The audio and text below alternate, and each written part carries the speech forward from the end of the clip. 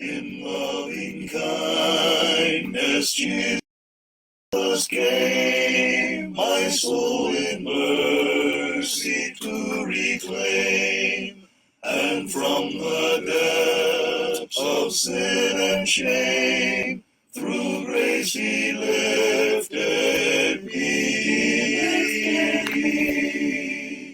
From sinking sand He lifted me, with tender hand He lifted me. From shades of night to plains of light, oh, praise His name. He lifted me. He called me long before I heard, before my sinful heart was stirred. But when I took Him at His word, forgive me, lifted me. From sinking sand He lifted me, with tender hand He lifted me. From shades of night to plains of light, oh, praise His name. He lifted me. His brow was pierced with many a thorn, His hands by cruel nails were torn. When from my guilt and grief forlorn, in love He lifted me. From sinking sand He lifted me, with tender hand He lifted me. From shades of night to plains of light, oh, praise His name. He lifted me. Now on a higher plane I dwell, and with my soul I know 'tis well. Yet how or why I cannot tell, He should have lifted me. From sinking sand He lifted me, with tender hand He lifted me. From shades of night to plains of light, oh, praise His name. He lifted me.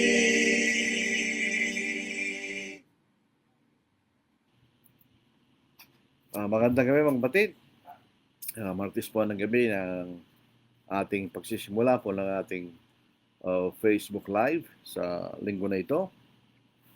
At ito pong pag-aaralan po natin sa gabing ito ay isang request, na isa sa mga tagapakinig na pag-aaralan po natin sa gabing ito. At ito po ay patungkol sa kung si Apostle Pedro po ang pundasyon ng Iglesia. Is Apostle Peter the foundation of the church? Yun po ang ating gusto bigyang pag-aaral po sa gabing ito. Sa ating po mga kakabsat, na imbang garabi, kada kayo amin kakabsat, sa ating mga kaigsuonan, maayong gabi sa inyong tanan maigsuon, sa ating mga kabugtuan, mga waray-waray, maupay nga gabi, kabugtuan kang Kristo, sa ating mga katugangan, na Diyos marahin na banggi sa indugabos, at sa ating pong mga kapatid, kaibigan sa Pangasinan, Los Santos sa Labi, kahit si kayo namin, siyempre, hindi naman pauhuli yung mga taga rito sa amin, may pabingi kayo ngan, kaya katamang kaluguran at kapatad kang Kristo.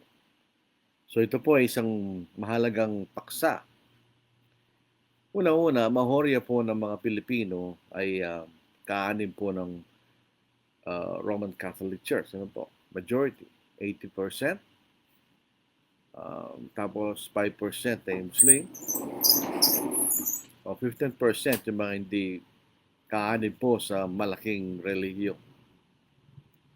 Ito po ay isang bagay na kailangan nating malaman dahil una may nakikinig sa atin ng mga kaibigan nating mga Katoliko. Hindi po ito isang personal na pag-aatake sa kanila, hindi naman. Wala lang po tayong galit sa mga kaibigan nating mga Katoliko. Marami tayong kaibigan at maraming kamag-anak. So, hindi po personal ito. Ito yung pag-aaral lamang. Magtulong po sa ating para pag-isipan natin, tingnan natin kung anong katotohanan. Kung tatanggapin, okay. Kung ayaw tanggapin, harapin natin yan sa Diyos pagdating ng araw. Hindi natin pinapersa ang sino man na paniwalaan ng itinuturo nating katotohanan na galing po sa banal na kasulatan. On the other hand, wala naman pong masama kung bubuksan natin ang ating mga kaisipan, open our minds. Timbangin natin ang mga bagay na ating pag-aaralan sa gabing ito. Ito nga ba ang tinuturo ng banal na kasulatan? Kung ito ay tinuturo ng banal na kasulatan, kailangan nating paniwalaan. Yun po ating obligasyon, di ba? Kailangan kay Kristiyano po tayo, hindi. We should remain open-minded. Bukas ang ating kaisipan. Dahil pagbukas ang ating kaisipan, marami tayong pag-asa na malaman po natin kung ano yung katotohanan. The more we close our minds, the less opportunity that we will learn the truth. Pag sinasara natin ang ating kaisipan, mas kakaunti ang pagkakataon na malaman natin kung ano yung katotohanan. Sa paglalakbay po ni Apostle Paul, sa kanyang paglalakbay na pangangaral ng Ebanghelyo, ito po ay pangatlo na paglalakbay na ipinapangaral ng Ebanghelyo. Siya po ay tumakas mula sa taga-Thessalonica dahil gustong patayin ng mga Hudyong taga-Thessalonica si Apostle Paul. At siya nakarating sa lugar ng mga Berea. At siya nangaral doon. Taliwas sa kaisipan ng mga Hudyo na taga-Thessalonica, itong mga taga-Berea ay tinanggap nila ang tinuro ni Apostle Paul. Pero hindi lamang tinanggap nila. Siniasat din nila ang mga kasulatan. Kung tunay nga itong narinig nila, na tinanggap nila, na ipinangaral ni Apostle Paul. Dito po sa Gawa chapter 17 verse 11, ngayon ang mga ito higit na mararangal kaysa mga taga-Thessalonica sapagkat tinanggap nilang salita ng buong pananabik na sinisiyasat araw-araw mga kasulatan kung tunay nga ang mga bagay nito. So, yun ang mahalaga. Huwag tayo maging sarado ng ating kaisipan. Kahit Kristiyano na tayo, kailangan bukas pa rin ng ating kaisipan na salisigin po natin ang mga banal na kasulatan para mapatunayan natin kung ano man ang ating napapakinggan na ito totoo hindi. Yun po ang maganda.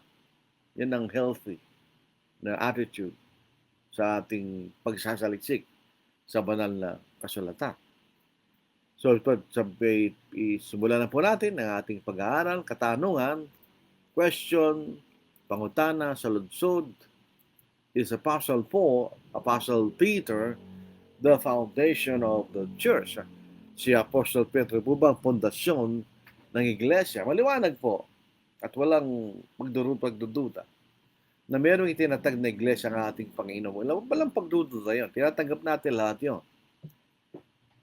Pero ang katanungan dito, sino ang pundasyon ng iglesia ang itinatag ng Panginoon? The Roman Catholic Church teaches that the Apostle Peter was the first pope and therefore is the foundation of the church.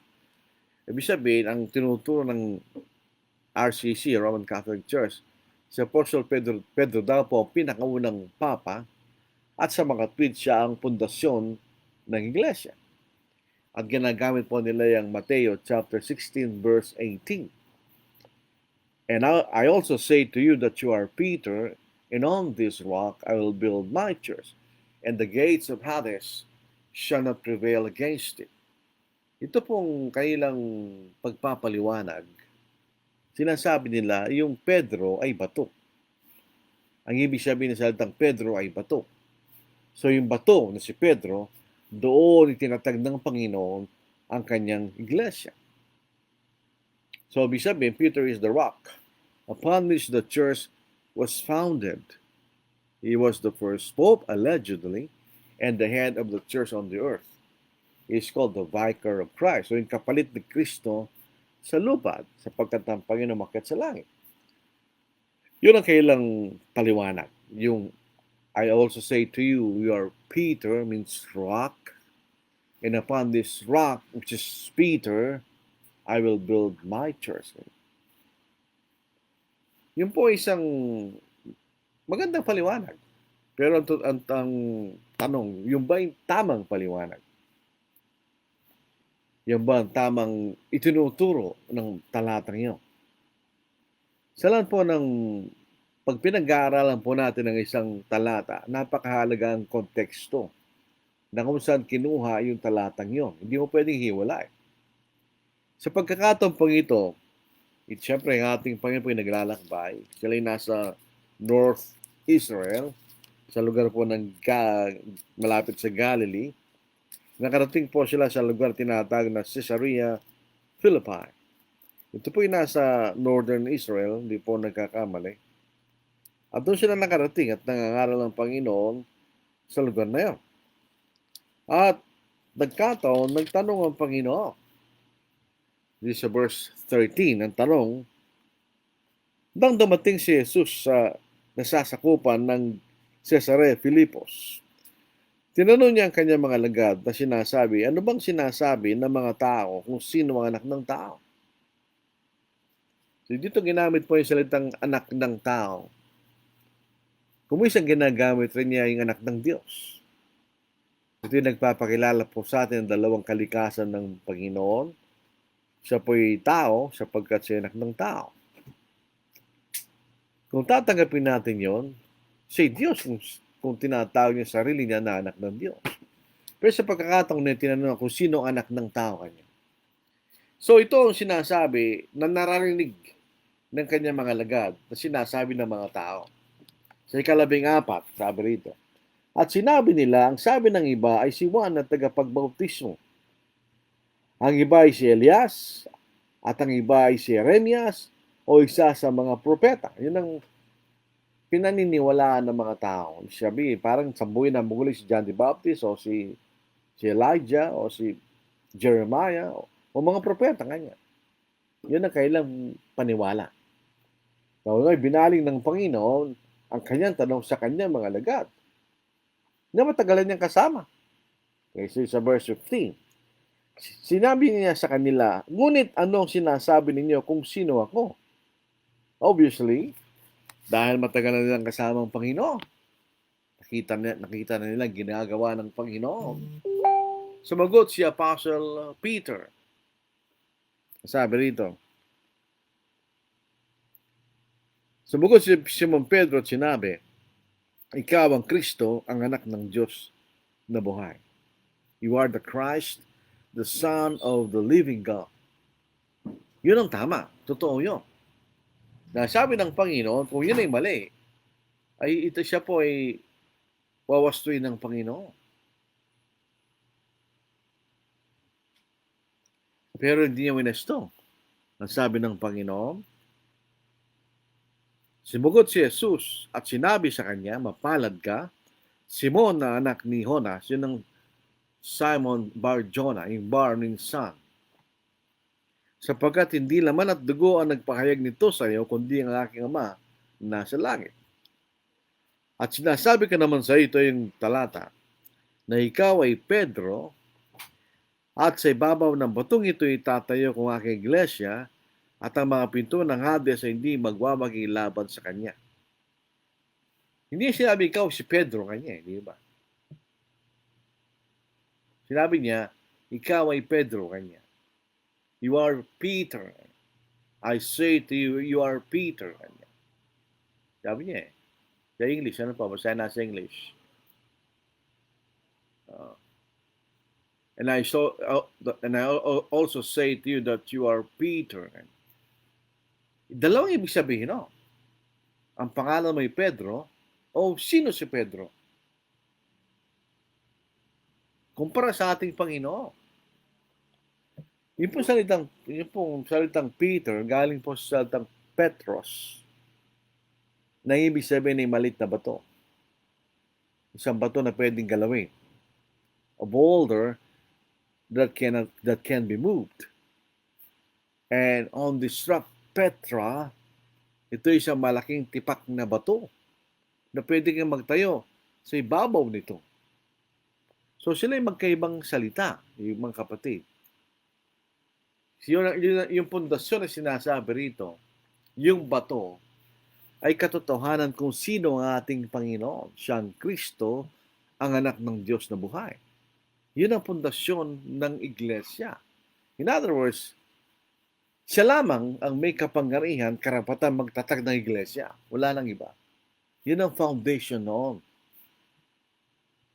That he is the Christ, the Son of the living God. Dito po sa makikita natin, hindi si Pedro. Dahil hindi nila pinag-uusapan dito kung sino si Pedro. Ang pinag-uusapan rito kung sino ang ating Panginoon. At makikita ninyo, hindi maaaring si Pedro ang pundasyon ng iglesia. Sapagkat ang pagtatayo po ng iglesia ay bahagi ng walang hanggang layo ng Diyos na isinagawa niya sa pamagitan ng kanyang bugtong na anak, kanya. Basahin po natin. Sa Efeso 3 kabanata, 10-11 talata, upang sa pamagitan ng iglesia ay may paalam ngayon sa mga pinuno at mga kapamalahan at sangkalangitan ang iba't ibang anyo ng karunungan ng Diyos. Ito ay ayon sa walang panukala o God's eternal plan na kanyang ginawa kay Kristo Jesus na Panginoon natin. So, pagtatayo ng iglesia ay bahagi sa walang panukala ng Diyos na ginawa niya sa pamagitan ni Kristo, hindi sa pamagitan ni Pedro. At manapay makikita natin maliwanag sa tinura ni Apostle Paul sa 1 Corinthians chapter 3 verse 11, for no other foundation can anyone lay than that which is laid, which is Jesus Christ. Wala nang ibang pundasyon na maaaring itayo pa maliban yung naitayo na walang iba kundi si Kristo, hindi si Pedro. So kung ang ating paniniwala si Pedro ang pundasyon ng iglesia, maliwanag sa 1 Corinthians 3:11, hindi siya, kundi ang ating Panginoon. Doon po sa Old Testament, ito po inihula na, binanggit na ng Diyos na siya'y maglalagay ng isang subok na bato kanya. Sa Isaiah chapter 28, dito po sa verse 16, at ito yung ating mababasa. Kahit ganitong sabi ng Panginoong Diyos, aking nilalagay sa Sion bilang pundasyon ng isang bato, isang batong subok, isang mahalagang batong panulok, na isang tiyak na pundasyon, siyang maniniwala ay hindi magmamadali o siyang maniniwala ay hindi mapapahiya. So ito'y subok na bato. Sino yun? Yan ang ating Panginoon. Makikita sa pagpapakilala ng Diyos tungkol sa kanyang anak. Makikita natin iba't ibang mga bagay na sinasabi niya. Ano po? Doon po sa Matthew 17, doon sa pagbabagong anyo ng Panginoon, transfiguration, meron sinabi dito ang Ama, di ba? Sa verse 5. Samantalang sasalita pa siya, biglang naliliman sila ng isang maliwanag na ulap at may isang tinig mula sa ulap na nagsasabi, itong minamahal kong anak, sa kanya kayo lubos na lululugod. Sa kanya ako'y lubos na nalulugod, makinig kayo sa kanya. It's a subok. Siya yung bato. Hindi si Apostle Peter. Peter was not the foundation. Tandaan po natin, si Kristo pundasyon ng iglesia. Kaya ginagamit pong pagmamatwid ay doon po daw sa ordinaryong lengguwahe na ginamit ng Panginoon, yung salitang Aramaic.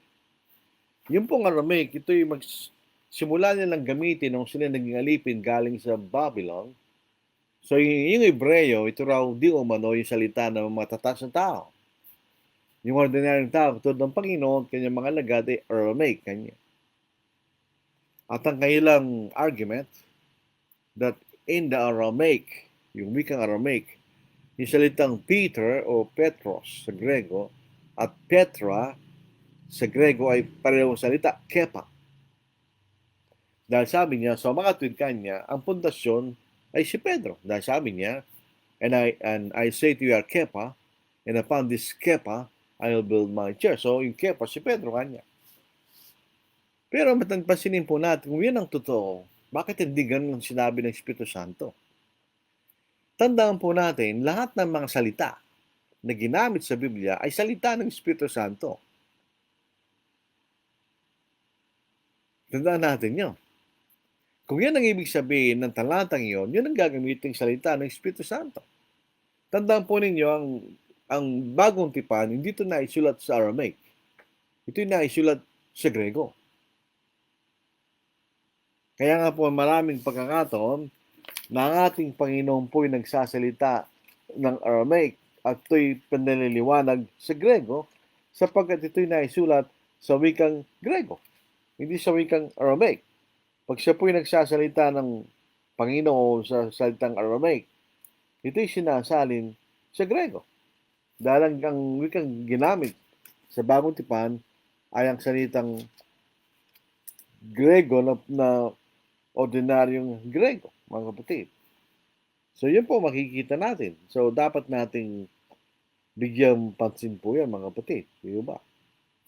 So, ang Espiritu Santo, ang bawat salita na ginamit sa Bagong Tipan ay salita ng Espiritu Santo. Ito ay binigay ng Espiritu Santo sa bawat isa ng sulat sa aklat ng Bagong Tipan. So makikita natin kung ang ibig sabihin ng Peter ay pareho sa salit Petros o Petros ay pareho sa Petra, bakit ibang ginamit salita ng Espiritu Santo? Parang meron contrast. Ikaw ay malit na bato. Sa malaking tipak na batong ito, yun ang ibig sabihin ng Espiritu Santo. Kung si Pedro rin ang pundasyon, dapat ang Espiritu Santo, ginamit rin niya ang salitang Petros. If I say to you are Petros, and upon this Petros, hindi ganun ang ginawa ng Espiritu Santo. Magkaibang salita ang ginamit niya. Petros at Petra. Pagka ikaw ay lumilihis, doon sa wikang ginamit sa Bagong Tipan, gumagamit ng ibang lengguwahe, ibig sabihin, hindi mo maipaliwanag yung pagmamatwi. Lumilihis ka eh. Kahit ano pang salitang gamitin po natin dyan, isilang kahulugan. Dito po sa 1 Corinthians chapter 2 verse 30, dito po makikita natin, bawat salitang ginamit sa banal na kasulatan ay salita ng Espiritu Santo. Dahil po sinabi ni Apostle Paul, hindi binigay sa kanilang kaisipan at itong kaisipan ng susulat nila, kundi tunuruan sila ng mga salita na galing sa Espiritu Santo. Kanya, basahin natin. Sa 1 Corinthians chapter 2 verse 30. Ito po, makikita natin. Na mga bagay na ito ay aming sinasabi, hindi sa mga salitang itinuro ng karunungan ng tao, kundi ang itinuro ng Espiritu. So, yung salitang itinuro ng Espiritu, yan ang kailang sinulat. Kanya, maliwalang po yan. Na ipinapaunawa ang mga spiritual na mga spiritual. Dito po sa English, ano po? Which things we also speak, not in words taught by human wisdom, but in those taught by the Spirit, combining spiritual thoughts with spiritual words. In other words, para manahan mo ang kaisipan ng Diyos, kailangan basahin yung mga salita na ipinahayag ng Espiritu Santo. So, yun ang ibig sabihin ng talatang iyon. Si Pedro ay Petros, maliit na bato, at ang pundasyon ay isang malaking tipak na bato. Kanya. Isang mga dalubasang nagbibigay ng kahulugan. Dito po sa Vines, Analytical Dictionary, kanya. Petra. denotes a mass of rock as distinct from Petros, a detached stone or boulder. Okay ba? Hindi ba? Yung Petra is a mass of rock na pwede kang magtayo sa ibabaw nito. Samantalang yung Petros is a detached stone or boulder. Ito isang bato na pwede mong hiyagis o galawin, ganyan. Yung Petra, hindi mo magagalaw. Or a stone that might be thrown or easily moved.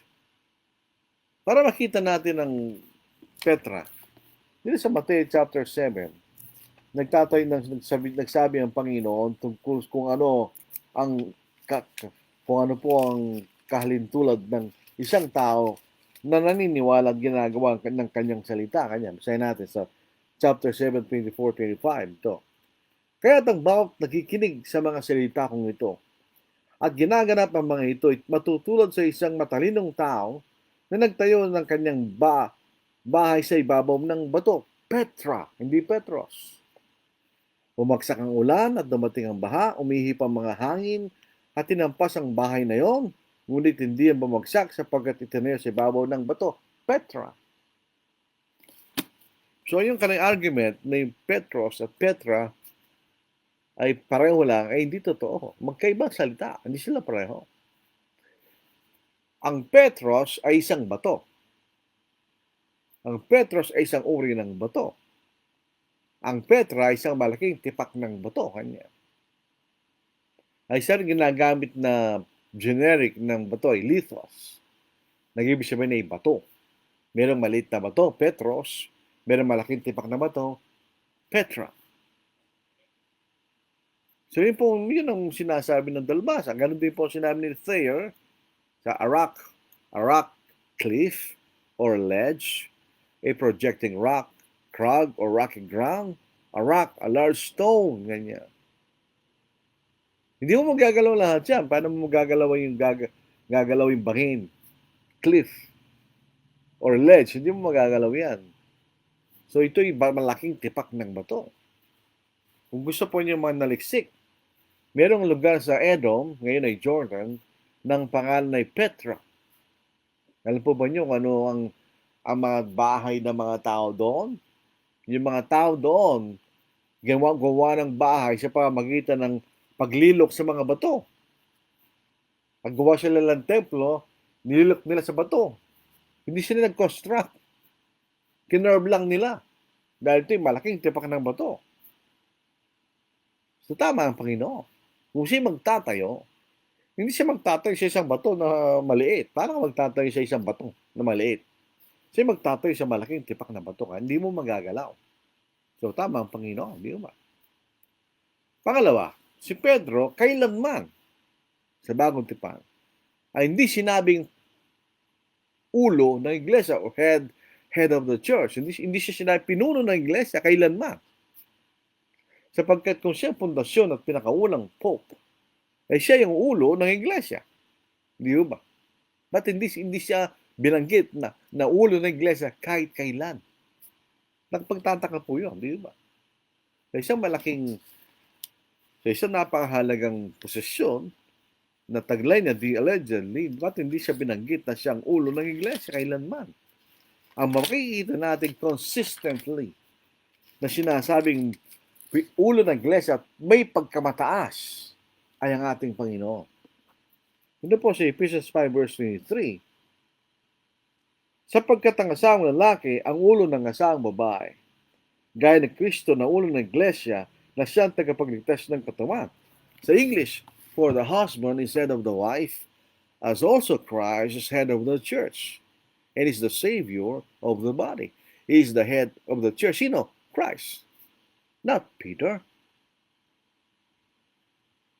Maniwanag po yun, di ba? Very clear. Si Kristo lamang po ang may pagkamataas. Only Christ as their preeminence. O yun siyang pinakamataas. Dito sa Colossians 1:18, basahin po natin. Muli rito binanggit siyang ulo ng iglesia is the head of the church. Kaya basahin po natin. Colossians 1:18. Siyang ulo ng iglesia, siyang ulo ng katawan ang iglesia, Siyang pasimula, ang panganay mula sa mga patay, upang siya ay may maging pangunahin sa lahat ng mga bagay kanya. Sa English, is the head of the body, the church, who is the beginning, the firstborn from the dead, that in all things he may have the preeminence. Pagkamataas, kanya. So, kung si Pedro ang pundasyon ng iglesia, he should be the head of the church. Pero hindi. Si Kristo ang head of the church. Christ is the head of the church, not Peter, hindi si Pedro. At doon po sa kasalukuyan doktrina ng Pope, when the Pope speaks ex cathedra, pag ang Pope ay nagsasalita bilang Pope, is infallible. At ang lahat ang sasabihin niya ay authority. Pero ito'y taliwas na magbabasa natin sa Biblia. Dito sa Mateo chapter 28 verse 18, lahat ng authority ay galing lamang sa Panginoon. Hindi galing sa sino mang tao. Basahin natin. Sa Mateo chapter 28 verse 18, and Jesus came and spoke to them, saying, all authority has been given to me in heaven and on earth. Lahat ng otoridad ay binigay sa akin sa langit at sa ibabaw ng lupa. So, paano ngayon yan? Sapagkat lahat ng otoridad galing sa Panginoon sapagkat singulo ng Iglesia. He has the legislative power in the church. He has the executive power in the church. He has the judicial power in the church. Yun makikita natin. At makikita natin, we are under the law of Christ. Sa 1 Corinthians 9 verse 21. Si Pablo po ay nakarating sa mga lugar na may mga Hudyo. Pag nakarating po siya doon, siya ay nakikiugali bilang mga Hudyo. Ginagawa niya mga bagay na hindi masama na ginagawa ng mga Hudyo. Pag siya po ay pumunta sa mga lugar ng mga Hentil, siya ay nakikiugali bilang mga Hentil sa mga bagay na hindi masama. Kaya sabi niya, to those who are without law, referring to the Gentiles, as without law, though not being without the law of God, but under the law of Christ, so that I might win those who are without law. So tayo nasa ilalim ng kautusan ni Kristo, hindi siya kautusan ng sinumang tao. Walang sinumang tao ang may karapatan at kapangyarihan na gumawa ng batas, kundi batas na naayon sa spiritual, kundi lamang ang Panginoon. Because He is the head of the church. Siya lamang ang may kautusan, the law of Christ. So, hindi po ulo ng iglesia si Apostle Peter. Wala talang mababasa ganon sa banal na kasulatan. Pangatlo, it is argued that Peter is superior from the other apostles. Siya po'y mataas daw kaysa sa mga ibang mga apostol.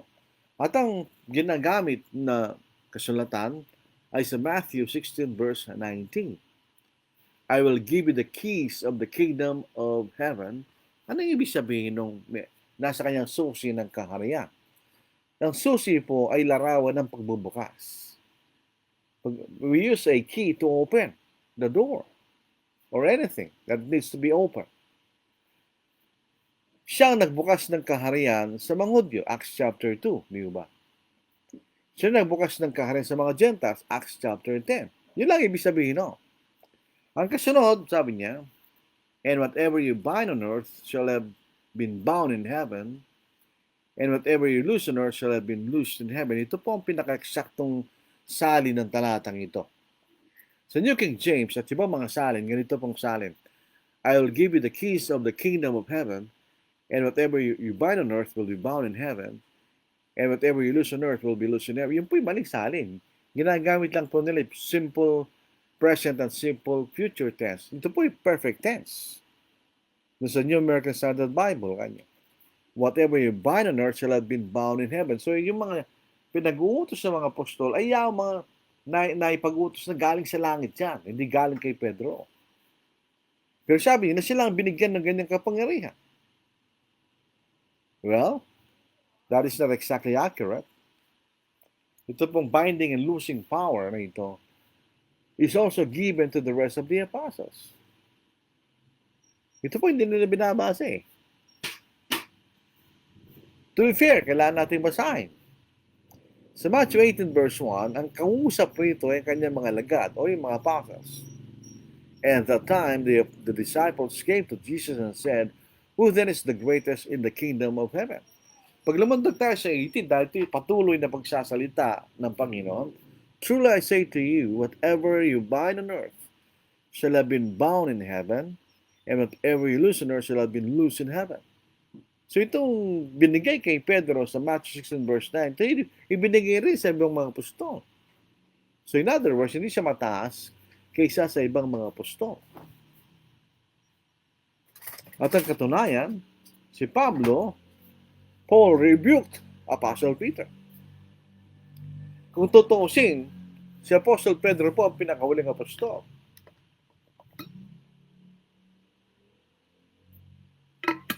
Pero dahil nagkamali si Pedro, tignan ninyo, sabi nila, when the Pope speaks ex cathedra, he is infallible. Hindi siya nagkakamali. And supposedly, si Apostle Peter is the first Pope. So, hindi siya nagkakamali. Pero pansinin natin sa Galatians 2:11, hanggang po sa verse 14, "But when Cephas," yun din si Pedro, "came to Antioch, I opposed him to his face, because he stood condemned." Dahil kamali siya, di ba? "For prior to the coming of certain men from James, he used to eat with the Gentiles. But when they came, he began to withdraw and hold himself aloof, fearing the party of the circumcision." Natakot sa mga Hudyo. "The rest of the Jews joined him in hypocrisy, with the result that even Barnabas was carried away by their hypocrisy. But when I saw that they were not straightforward about the truth of the gospel, I said to Cephas in the presence of all, if you, being a Jew, live like the Gentiles, and not like the Jews, how is it that you compel the Gentiles to live like Jews?" Ikaw kanya, hindi ka mamuhay bilang Hudyo kanya eh. Dahil nakikisama sa mentil. Eh bakit kanya pinopesa natin ng mentil na mamuhay na gala ng mga Hudyo? Sabi niya, I opposed him to his face.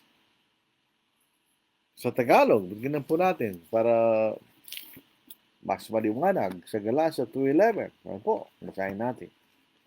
Ito po ang ating matutunghayan. Ito. "Ngunit nang dumating si Cephas sa Antioquia, sumalangot ako sa kanya ng mukahan sapagkat siya'y nahatulang nagkasala." So siya nagkamali. Paano siya naging Pope? Infallible Pope. Sa Acts 15 na pinag-uusapan po ang issue ng circumcision na mga Hentil at pagsunod ng mga Hentil sa kautusan ni Moises, hindi si Pedro ang pangunahin na makikita natin. O nagsalita siya, pero hindi siya ang pangunahin. Pagkatapos magsalita ni Pedro, all the multitude, Acts 15 verse 1, "Then all the multitude kept silent and listened to Barnabas and Paul, declaring how many miracles and wonders had worked through them among the Gentiles. And after they had become silent, James answered, saying, 'Men and brethren, listen to me. Simon has declared how God at the first visited the Gentiles to take out of them a people for his name. And with his words of the prophets agree, just as it is written, after this I will return and will rebuild the tabernacle of David, which has fallen down. I will rebuild its ruins, and I will set it up." Ano yun? Ito yung pagkahari ni David. Ito yung tatayong muli kanya. "So that the rest of the mankind may seek the Lord. Even all the Gentiles, while called by my name, says the Lord, who does all these things. Known to God from eternity all his works. Therefore I judge that we should not trouble those from the Gentiles who are turning to God, but that we write to them to abstain from things polluted by idols, from sexual immorality, from things strangled, and from blood. For Moses has had throughout many generations those who preach him in every city, being read in the synagogues every Sabbath. Then it pleased the apostles and elders with the whole church to send chosen men of their own company to Antioch with Paul and Barnabas. So, tingnan nyo, nag-decision doon si James, di man si Pedro. This is very surprising kung si Pedro ang pinuno ng iglesia. Hindi ba? So, maliwanag dito, hindi siya pope, hindi siya yung head ng church. Siya kapantay lang ng ibang mga apostol.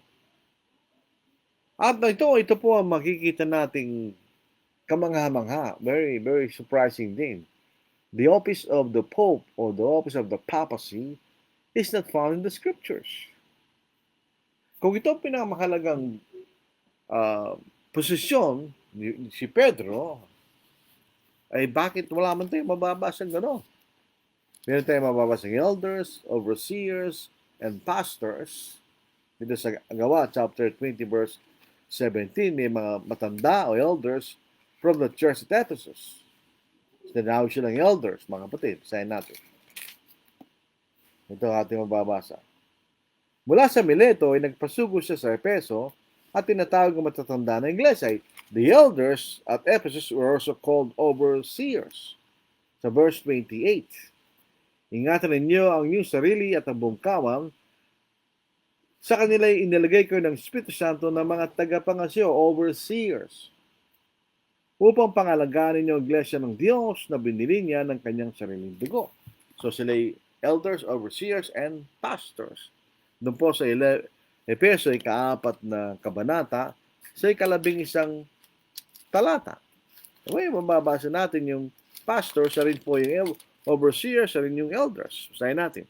Pinagkalooban niya ang iba na maging mga apostol, ang iba'y propeta, at iba'y evangelista, at ang iba'y pastor at maguro. Asan yung po? Wala mo po tayo mababasa. Bakit sasabihin natin na mayroong Pope at siya yung ulo ng iglesia at ang pinakauna ay si Apostle Peter?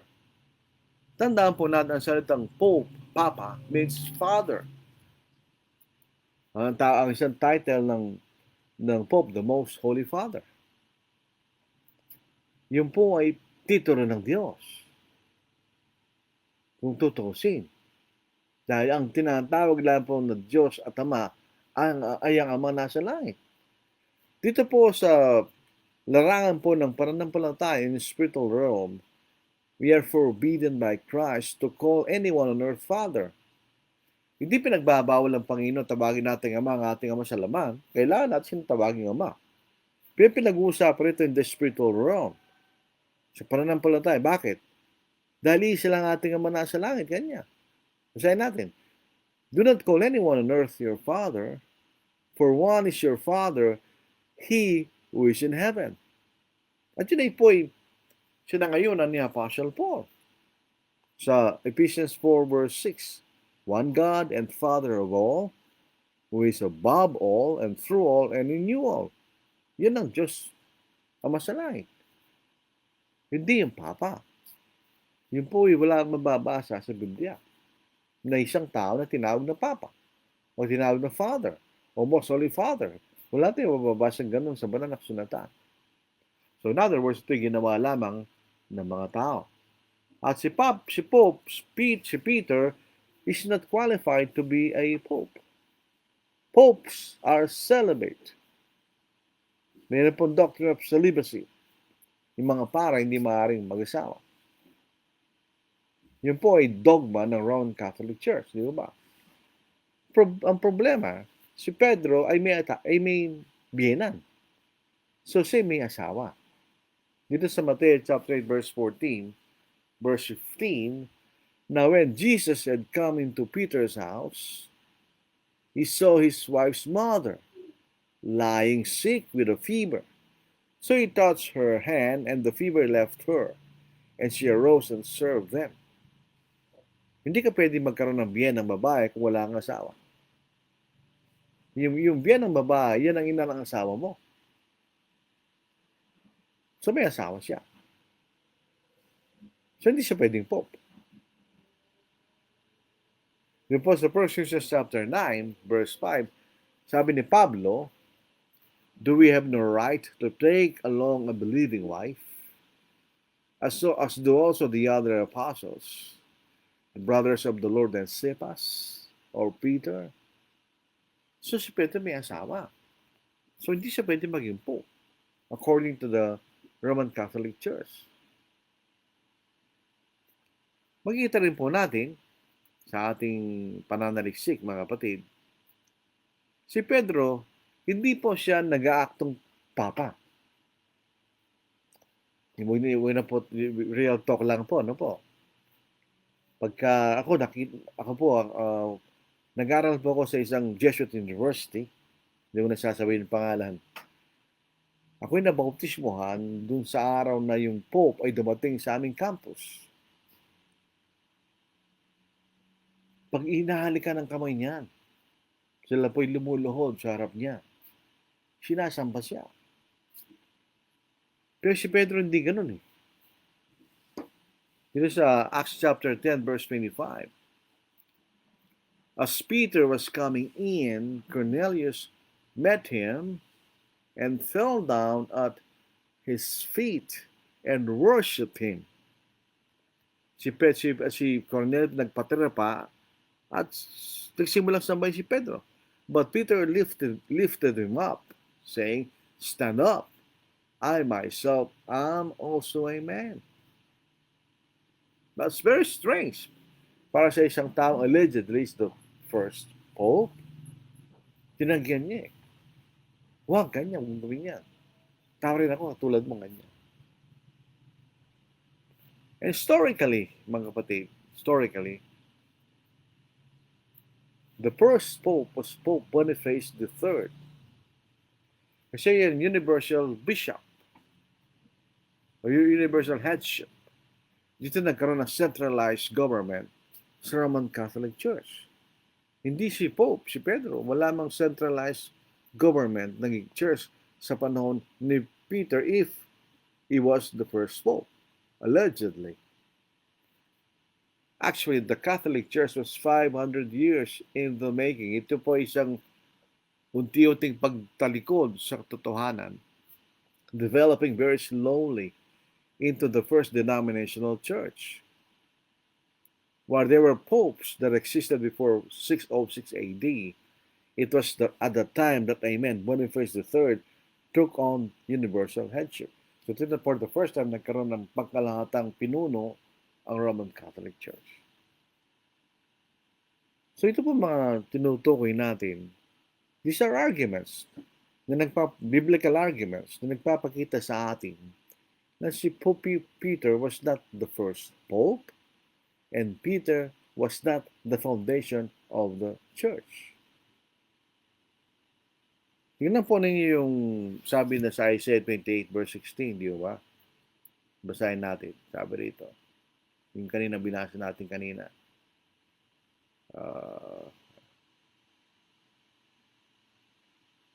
Siya po yung tried stone kanya. Siya yung makatwid. Siya yung batong panulok. Sabi nito, basahin na sa Isaiah 28:16. Ano po? Basahin natin. Ikumpara po natin sa Bagong Tipan. Sino ba yung panulong batong? Sino yung cornerstone? Sino yung main foundation? Basahin natin. Dito sa 28 verse 16, ito po. Doon na ito Biblia ko. 16 kali ito. Basahin natin. Kahit ganito, sabi ng Panginoong Diyos, aking inilagay sa Zion bilang pundasyon ng isang batong subok, isang mahalagang batong panulok, na isang tiyak na pundasyon, siyang naniniwala ay hindi maaaring magmadali. Yun sabi po sa Isaiah 28 verse 16, di ba mga kapatid? Ito, sabi niyo, therefore says the Lord God, behold, I lay in Zion a stone for a foundation, a tried stone. So ito yung stone in general. A precious cornerstone, a sure foundation. Whoever believes will not hack at act hastily. Punta tayo sa Efeso, chapter 2, verse 20. Ganun po natin, mga kapatid. Ito, mababasa natin. Na itinayo sa saligang iniligay ng mga apostol at ng mga propeta na si Kristo ang panulong batong panulong. Is the cornerstone. Is the main foundation. So, hindi siya Apostle Peter. So, sana po naging maliwanag ang ating pag-aaral. Meron kayong mga tanong, may malaya naman po kayong magtanong. Pero ang conclusion ng ating pag-aaral, Peter was not the first pope, nor was he the foundation of the church.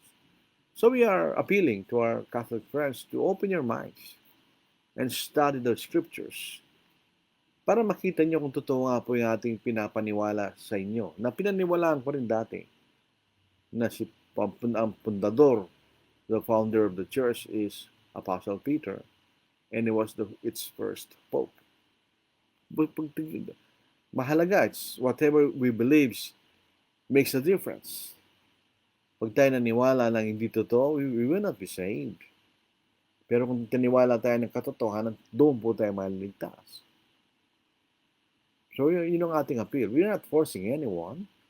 We are just appealing to everyone to study the scriptures, whether the Apostle Peter was the foundation of the church or was the first pope, allegedly.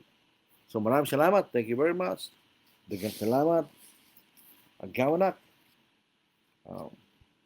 sa inyong pakikinig.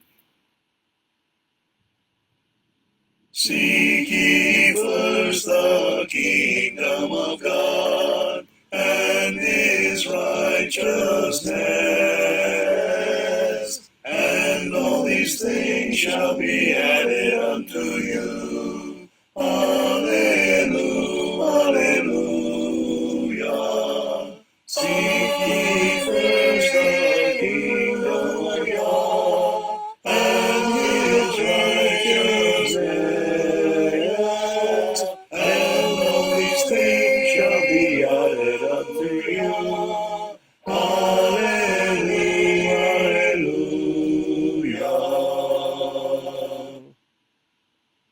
Ask and it shall be given unto you. Seek and ye shall find. Knock and the door shall be open unto you.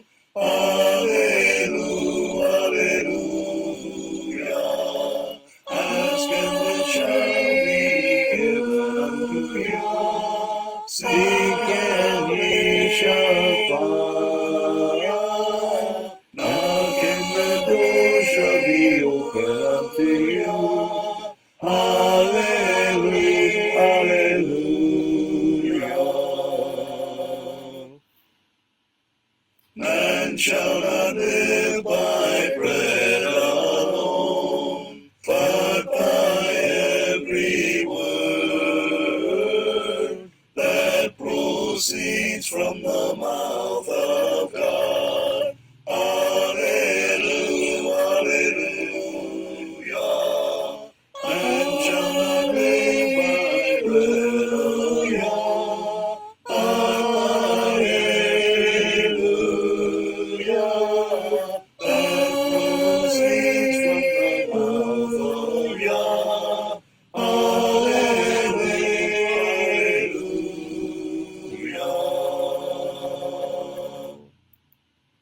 Tingnan po natin ang mga bumati, mga nagtanong. Eliasar Embenga, Diyos marahay na banggi, tugang ko kay Kristo. Kanya. Ibanyas, yung magandang gabi, kapatid ko kay Kristo. Kanya. Na ibang rabi, kada kay amin kakabsat, iti pamati. Kanya. Ito ang ibig sabihin, magandang gabi sa inyong lahat, mga kapatid ko sa pananampalataya. Kanya.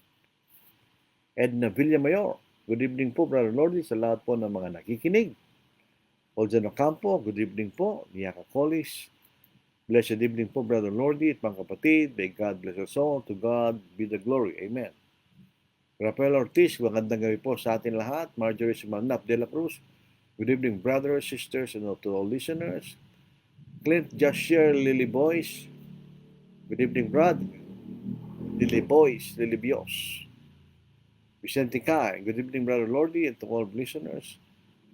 Marisa Rieta Manzanillo. Good evening, Brother Lordy, and to all dear brethren and friends. Dave Valdez, ito po yung nasa aming subdivision po, nagtitinda ng ulam. Nagtitinda rin po. Magandang gabi po.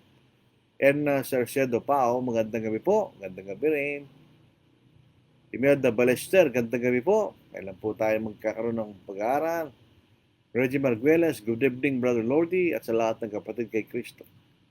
May nagsasabi po na ang itinayo ng Iglesia ay Katoliko dahil si Kristo daw universal at ang universal sa Grego ay Katolikos. Sa mga tweet ayon sa kanila si Kristo ay Katoliko. Tama po ba ito? Hindi. Wala naman po tayo mababasang universal church. Wala na tayong mababasa gano'n, di ba? O Church Universal. Wala, yun yung mababasa natin sa aplikasyon ng salitang church. Pero hindi pinangalanan na Catholic Church. Ang pangalan na mababasa natin ay Church of Christ or Church of God. Dito po sa Romans 16, by necessary inference, sabihin niyang, I will build my church. Kanino iglesia yan? Sa ating Panginoon. Doon sa Gawa chapter 20 verse 28, binili niya ng kanyang sariling dugo. Sino yun? Hindi ang Ama, kundi ang ating Panginoon. Itong bagong Biblia, napakaganda po na salin dito kanya. Palagay ko dito gagamitin ng mga pananampalatayang hindi naniniwala si Kristo ay Diyos. Ingatan ninyo ang inyong sarili sa Acts 20 verse 28. Ingatan ninyo ang inyong sarili at ang buong kawan sa kanila'y inilagay kayo ng Espiritu Santo ng mga tagapangasiwa upang pangalagaan ninyo ang iglesia ng Diyos na binili niya ng kanyang sariling dugo. Yung Diyos po rito, hindi ang Ama. Dahil hindi naman bumuhos ng dugo ng Ama. Ang nabuhos ng dugo ay sa ating Panginoon. So, iglesia ng Diyos, dahil si Kristo ay Diyos na nagkatawang tao. Kuminsan, iglesia ng Diyos na tumutukoy sa Ama na nagplano sa iglesia ito, di ba?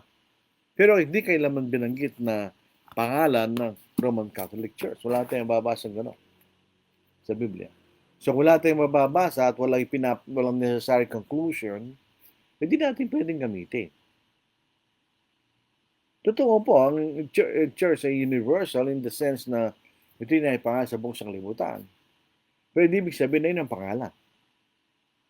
Naglalarawan doon sa lawak ng pangangalang Ebanghelyo, pero hindi ibig sabihin yun ang pangalan. Ang pinag-uusapan natin ito, ano ba yung tinatawag sa iglesia? Iglesia ng Diyos, iglesia ng ating Panginoon. June Bautista, good evening. Jeremy B. Joji, hindi ko alam kung tama po yung aking pronunciation. Maayong gabi sa tanan. Jimmy Lacambra, good evening po. Medic Canono, magandang gabi po sa ating lahat. Ito po sumagot po si kapatid na June Bautista. Si Kristo hindi Katoliko bilang pangalan ng iglesia, kundi siya ang nagtatag ng kanyang sariling iglesia na universal ng saklaw, subalit hindi nagtatag ng denominasyong Roman Catholic. Hindi na nga hulugan ng universal ang saklaw ng iglesyang itinatag ng Panginoon ayon po sa katuparan ng pangako ng Diyos kay Abraham sa Genesis chapter 22. Sabi niya, sa pamagitan ng iyong binhi ay pagpapalaan lahat ng kansulupa, that's universal in nature, pwede ibig sabihin na yung katawagan sa iglesyang itinatag ng Panginoon. Tama po si Brother John Bautista, walang pangalang Roman Catholic Church sa Bible. Alam po ba niya ba tinawag ng Roman? Baka hindi naman naunawaan ng ating mga kaibigan. Roman to make it distinct sa Greek Orthodox Church na kailang pangunahing siyudad ay Constantinople. Yan ang Eastern Church kanila. Yung Western Church, ang Roman Catholic Church, ang kanyang headquarters ay sa Rome, kaya Roman Catholic Church. Ang ginagamit na salita ay Latin, ang ginagamit sa salita sa Greek Orthodox Church ay Greek. Noong 1054, nagkaroon po ng split ng Catholic Church between Roman-speaking Western Church, Roman Catholic Church, at saka yung Greek-speaking Eastern Church, yan ang Greek Orthodox Church. As magkapareho lang po yan, maliban lang sa nagkaroon sila ng issue sa larawan at rebulto. Yung Greek Orthodox Church, wala silang rebulto, larawan lang. At yung kailang mga pari ay nag-aasawa. At ang kailang bautismo ay paglulubog. Grego sila eh. Alam nila yung baptisma, alam nila yung baptizo, ay to immerse, o immersion, di ba? Sumagot po si John Bautista. Sa Biblia, malinaw ang pangalan ng Iglesia ng Diyos, Iglesia ni Cristo. Tama po yan. Walang talata nagsasabing Katoliko ang tawag dito. Wala tayong mababasa. Wala tayong mababasa ng pangalan ng alagad ay Katoliko. Kundi ang pangalan ng alagad ay Kristiyano. Basahin po natin. Kung totoo po yun na ang mga alagad ay tinatawag na Katoliko, dahil ang pangalan ng Iglesia ay Catholic Church, dapat mababasa natin sa Biblia yun. Di ba? Unfortunately, hindi. Ito ang katotohanan, basahin natin. Sa Acts chapter 11, verse 26, nang siya'y kanyang matagpuan ay kanyang dinala sa Antioquia, at nangyari na sa buong isang taon ay nakasama nila ang iglesia at nagtuturo napakaraming tao. At sa Antioquia, ang mga lagad ay pinasimulang tawagin ng mga Kristiyano. Yun ang pangalan. Kristiyano, hindi Katoliko. O hindi Baptist o Methodist, to be fair. Na wala tayong mababasa ganun sa Biblia. Ang Roman Catholic Church, sabi ni Brother John Bautista, bilang organisasyon na hindi umiira nung panahon ng mga apostol. Ang pag-usbong nito ay bilang isang sistematikong reliyon ay dahan-dahan lamang na lumitaw makalipas sa maraming siglo. Ito po yun. It was a slow apostasy o pagtalikod sa katotohanan.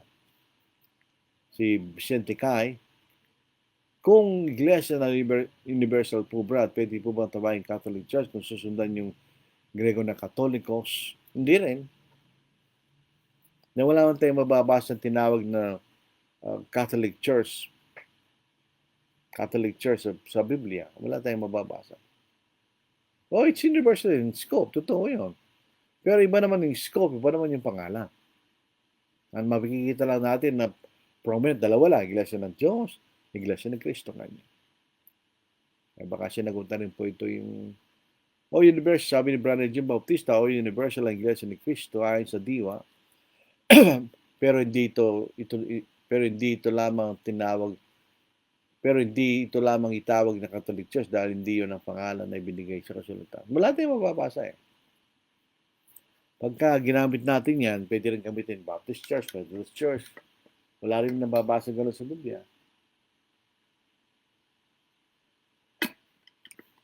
Si Vicente Cay ulit. Sa English po ay may dalawang sense yung church, universal church, local. Kung atin pong susundan yung Greek na universal ay Katolikos, alam po magandang sagot dito po, salamat po. Ganun pa rin. Iba naman yung scope, iba yung application, iba naman yung pangalan. Eh kung susundin natin yung kailan sinasabi, kung universal, dapat tawaging Catholic Church. Eh yung local, ang tatawag mo, local church. Hindi ba? What is true sa universal is true to the local. Kung tawag natin sa pangkalahatan ng Universal Catholic Church, paano yung local?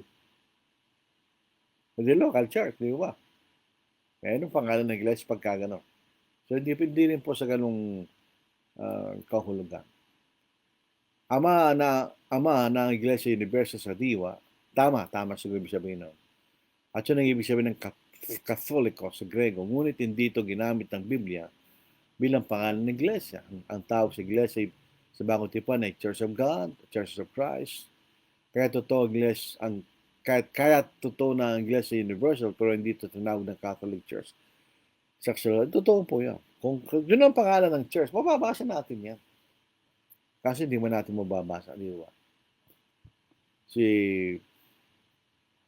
Si Regimer Guilas, ano po ba ang Hebreo, Brad? Lahi ba ito? Salita? Ano po ba ito?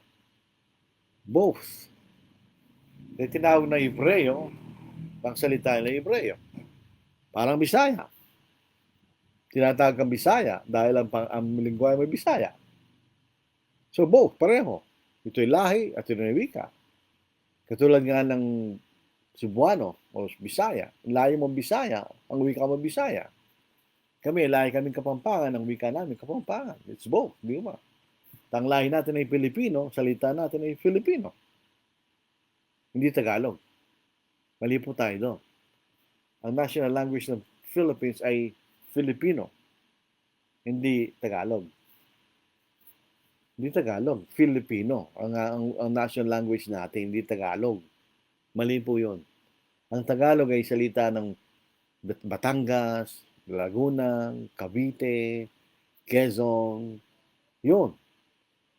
Metro Manila, Bulacan, yun ang Tagalog. Ang wika natin ay, national language natin ay Filipino. Ito pa, meron yung comment ganyan. Totoo na sa English ay ginagamit, sabi po ni Brother June. Minsan lang dalawang kahulugan ng iglesia, ang universe. Actually, hindi mo mababasa yun. Wala naman tayo mababasa yung universal church at local church sa Biblia. Nakikita lang natin yung mga sense na yon sa pagkagamit. Hindi mismo sa nakasulat. Meron ba tayong mababasa yung universal church o local church? Wala, di ba? Wala, yung term, hindi ko nagkakamali correct me if I'm wrong. Wala akong mababasa the local church, kanya, wala man O wala tayong mababasa yung universal church. Wala. Nakikita lang natin yun doon sa pagkagamit ng salitang church, mga kapatid. Ba itong sagot ni Brother June Bautista. Totoo na sa English ay ginagamit siya ng dalawang kahulugan ng Iglesia, universal church at local church. Hindi natin mababasin actually. Mababasa lang natin yung church lang. Pero meron siyang universal sense at local sense. Hindi natin mababasa yung salitang universal church at local church sa Biblia. Wala. Yung sense, merong local sense ng church at may universal sense ng church. Tama po sinasabi ni Brother June. Yung universal sense, ito yung lahat ng niligtas sa pamamagitan ng Ebanghelyo. Yung local sense, ito yung kapulungan ng mga Kristiyano sa isang lugar. Yan ang local church sinasabi. Ang salita Grego na Katholikos ay nangangahulugang universal, ngunit hindi ito kailanman ginamit sa Biblia bilang pangalang iglesia. Ang mga sinulat ng mga inspiradong manunulat, tinawag itong iglesia ng Diyos, iglesia ng Kristo. Kahit baka man iglesia ay tunay na universal sa kalikasan, hindi autorisado ng kasulatan ng pangalang Iglesia Katolika. Ang pangalan ito limitaw lamang kalaunan sa kasaysayan. Ngunit ang original na Iglesia ni Kristo ay umiiral na noon at kilala lamang sa mga pangalang ibinigay ng bagong tipan. Totoo po yan. Wala tayong mababasa ang Roman Catholic Church. Anong year ba itinatag ang Iglesia ni Kristo at anong year itinatag ang Roman Catholic? Itong taon, ilang taon na pagitan, nais kong pong dagdag sa yung pong Iglesia ng Panginoon nagsimula noong 33 AD. Kung susundin natin ang panahon sa Biblia, kung susundin natin ang panahon natin, 30 AD. Yung Roman Catholic Church officially ay nagsimula noong 606 AD. So meron siyang more or less 600 taong pagitan. Sinagot po ng salitang Hebreo. Tama naman, di pareho lang. Ang Hebreo parehong tumutukoy sa bayan o lahi at sa wikang ginagamit. Depende kung saan ito binabanggit. So, hindi ko alam ang root word ng salitang Hebreo. Akala ko noon sa Hebron, hindi pala yun. So, Hebreo, tao yun at ang wika niya Hebreo kanya. Roger Margueras, Brad, ngunit ang paniwalag nila sa Greek ay Catholicos meaning universe, kaya meron daw pumababa. Hindi. Hindi ba yung universal? Saan ba ginamit yung salitang universal? Doon, kung meron kang mababasa universal, tama yun. Saan ginamit yun? Yun ang dapat din na paliwanag. Ginamit ba yun sa salitang iglesia, universal church, o church universal? O ginamit sa ibang bagay? Hindi tumutukol sa iglesia. Yun ang dapat nilang pinabanag. Di ba?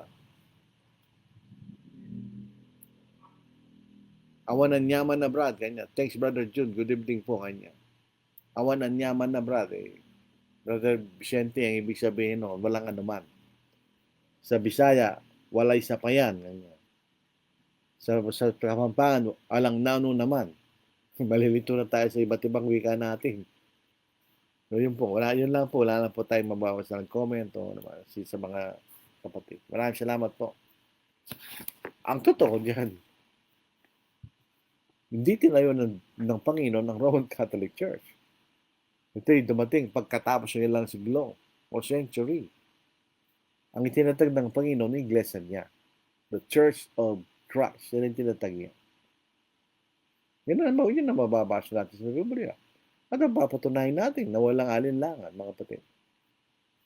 So yung mga nagsasabing ginamit ng Catholicos, siyang ginamit siya.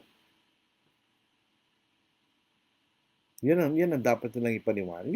Hindi ko manabasa mo yung Catholicos, pangalan. Meron naman tayong mababasang Baptist sa Biblia. So pwede mong gamitan yung salitang Baptist Church. Hindi ba? Ganun din? Pwede? Hindi. Ang Baptist ay ginamit kay John the Baptist. O ngayon, meron John the Baptizer sa ibang salin. Hindi ginamit sa church yung salitang Baptist. Ganun din ang argument ng mga Baptist. Mababasa natin ng Baptist Church sa Biblia, kanya. Si John the Baptist, kanya. Hindi John the Baptist, mutukoy sa tao nagbabautismo. Hindi ginamit ang salitang Baptist sa iglesia. Kaya walang Baptist Church sa Biblia. Ganun din ang Catholic. Ang Catholicos. Hindi lang ginamit sa sa tumutukoy sa iglesia. Maraming salamat, Brother Jum, sa pagsagot mo. So tayo po ay I stand amazed in the presence of Jesus the Nazarene, and wonder how he could love me, a sinner condemned unclean. Oh, how marvelous, oh, how wonderful, and my song shall ever be. Oh, how marvelous, oh, how wonderful is my Savior's love for me. For me it was in the garden, he prayed, not my will but thine. He had no tears for his own griefs, but sweat drops of blood for mine. Oh, how marvelous, oh, how wonderful, and my song shall ever be. Oh, how marvelous, oh, how wonderful is my Savior's love for me. In pity, angels beheld him, and came from the world of light to comfort him in the sorrows he bore for my soul that night. Oh, how marvelous, oh, how wonderful, and my song shall ever be. Oh, how marvelous, oh, how wonderful is my Savior's love for me. He took my sins and my sorrows, he made them his very own. He bore the burden to Calvary and suffered and died alone. Oh, how marvelous, oh, how wonderful, and my song shall ever be. Oh, how marvelous, oh, how wonderful is my Savior's love for me. When with a ransom in glory his face I at last shall see, 'twill be my joy through the ages to sing of his love for me. Oh, how marvelous, oh, how wonderful, and my song shall ever be. Oh, how marvelous, oh, how wonderful is my Savior's love for me. maraming salamat po sa inyo magpakikinig, mga kapatid, panonood sa ating Facebook Live. Sana po nakatulong po ito sa ating sa ating pagmamatwid sa mga kaibigan natin na nagmamatwid sa ganung paraan. At maragdagan po ang ating kaalaman na po. So tayo po manalangin. Ang banal, kayo po ay palaging nagpapasalamat sa inyong dakilang pagmamahal sa amin. Kinikilala po namin kayo bilang Diyos at Ama, makapangyarihan sa lahat. Kinikilala rin po namin ang inyong kalalatihan, O Diyos, sa iyo lamang ang kalalatihan. Ama, kami ay nagbibigay lugod sa inyo dahil sa inyong pagmamahal ay niligtas nyo kami. Kahit sa hindi kami karapat-dapat. Nagpapasalamat po kami sa aming Panginoon, iwan niyang kalalatihan sa langit, naging katulad po namin sa lahat ng mga bagay, na naging masunod hanggang sa kamatayan sa krus, para magkaroon lang po kami ng kaligtasan. Nagpapasalamat din po kami sa Espiritu Santo na pinahayag niya ang buong katotohanan para rin po ang malaman namin sa munod upang kami maligtas. Ama, nagpapasalamat din po kami sa mga kapatid na tapat na silang nagsisilbing lakas ng loob po sa amin habang sumusong po tayo sa mga pagsubok sa mundong ito. Dinadala din po namin ng isang kapatid, si Brother Ernie na po, Calyado. Ang kanyang kasama ay mayroon pong brain tumor. Pinapadalayan po natin na sana may kagalingan pa na natitira. At kung walang kagalingan, sana maging matatag si Sister Calyado. At ganun si Brother Ernie kanyang pamilya sa ganung klaseng pagsubok. At lahat po ng mga kapatid na nasa kapigatingan at kasakit at anumang pagsubok, dinadalayan po namin sila, O Diyos. At bilang panghuli, dinadalayan po namin na sana ay manatiling katahimikan, kapayapaan sa aming bayan at sa lahat ng mga bayan sa mundo upang kami po magpapatuloy sa aming paglilingkod sa inyo, Diyos. Nabigyan pa niya kami ng karagdagan ng buhay sa bukas at naibigyan niyo kami ng karunungan at katapangan upang aming patuloy na ipangaral ang Ebanghelyo. At ang mga bagay ito ay may hinihingi, dakilang para sa Kristo namin Panginoon. Amen. Maraming salamat po, mga kapatid. Tayo po ay pahinga na at tayo mag-ingat.